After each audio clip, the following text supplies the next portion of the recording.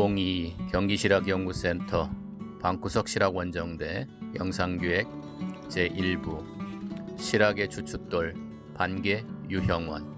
유형원은 정치, 경제, 교육, 군사학 등을 연구하여 실학의 기초를 정립하였으며 전제, 즉 토지의 균분을 모든 제도의 기초로 삼았습니다. 그의 아버지 유흠이 인조반정 직후 유몽인의 옥사에 연좌되어 왕해군 보기를 꾀했다는 누명을 쓰고 28세의 젊은 나이로 옥사했습니다. 이 사건은 이후 유형원의 삶에 지대한 영향을 미치게 됩니다. 유형원의 연보를 지은 안정복은 당쟁이 횡행할 때에 태어나서 세상을 등지고 스스로 저술하기를 즐기셨다고 하여 유형원이 실학자로서의 길을 걷게 된 데는 당쟁으로 인한 아버지의 비명 행사가 큰 원인이 되었음을 증언하고 있습니다. 외삼촌 이원진과 고모부 김세렴을 모시고 글을 배우기 시작했으며 허목의 문화에서 수학하기도 하였습니다. 병자호란 이듬해 지금의 양평 땅인 지평 화곡리로 이사한 이후 백경 사잠을 저술하였습니다. 1653년 32세 때 부안군 보안면 우반동에 응거하면서 반개서당을 짓고 학문 연구와 제자 양성 등에 전념하면서 반개수록을 저술하였습니다.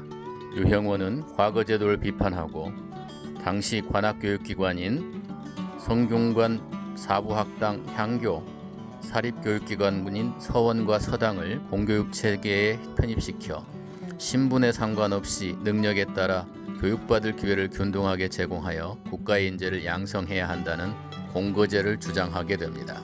본디 유교에서는 어머니만 알고 아버지를 모르는 것을 짐승의 도리라 하면서 가부장 중심의 종법제도를 무엇보다 중시하였습니다. 그런데 노비의 경우는 아버지를 묻지 않고 어머니를 따르게 했습니다. 하지만 노비도 인간인데 아버지를 따지지 못하게 하는 것은 짐승의 도리가 아니냐며 노비 종목법을 옹호하는 당대 양반층을 비난하였습니다. 육촌 동생인 이익은 반개의 주장이 그 근원을 궁구하고 일체를 새롭게 하여 왕정의 시초를 닦고자 한 것이라 하여 유형원을 탁월한 경세가로 평가했습니다. 이익의 제자인 안정복은 유형원의 증손인 유발에게서 반개수록을 비롯한 여러 저서들을 빌려 직접 읽는 등 지대한 영향을 받았습니다.